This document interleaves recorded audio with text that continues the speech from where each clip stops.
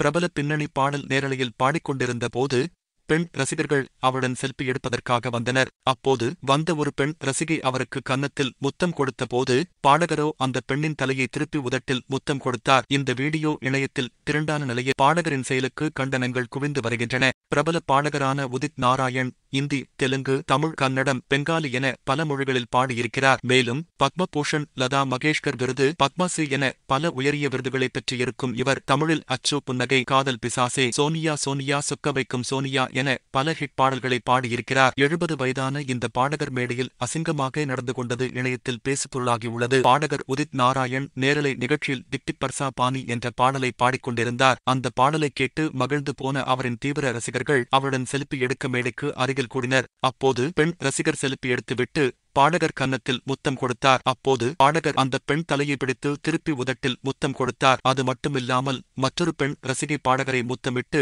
கட்டிப்பிடிக்க முயன்றபோது உதித் நாராயண் அவரது கன்னத்தில் முத்தமிட்டார். அதோடு மட்டுமில்லாமல் செல்ஃபி எடுக்க வந்த மற்றொரு பெண்ணின் உதட்டிலும் முத்தம் கொடுத்தார். இதை கூட்டத்தில் இருந்தவர்கள் கைதட்டி ஆரவாரம் செய்தனர். இந்த வீடியோ இணையத்தில் வைரலான நிலையில் இணையவாசிகள் பாடகர் உதித் நாராயணை திட்டித் தீர்த்து வருகின்றனர். இணையவாசி ஒருவர் தனது எக்ஸ் பக்கத்தில் அந்தஸ்துள்ள ஒரு பாடகர் பொதுவில் இப்படியா அசிங்கம் நடந்து கொள்வது, அவர் தனது பொறுப்பை உணர்ந்து நடந்து கொள்ள வேண்டும் என பதிவிட்டுள்ளார். மற்றொரு இணையவாசி உதித் நாராயண் இல்லை, இது தொழில்நுட்ப வீடியோ என நான் நம்புகிறேன். அவரின் இந்த செயல் நமது கலாச்சாரத்தை அழித்துவிடும் என்றார். மேலும் அவர் முத்தம் கொடுத்த போது கூட்டத்தில் இருந்த மக்கள் ஏன் ஆரவாரம் செய்தனர் என கேட்டுள்ளார்.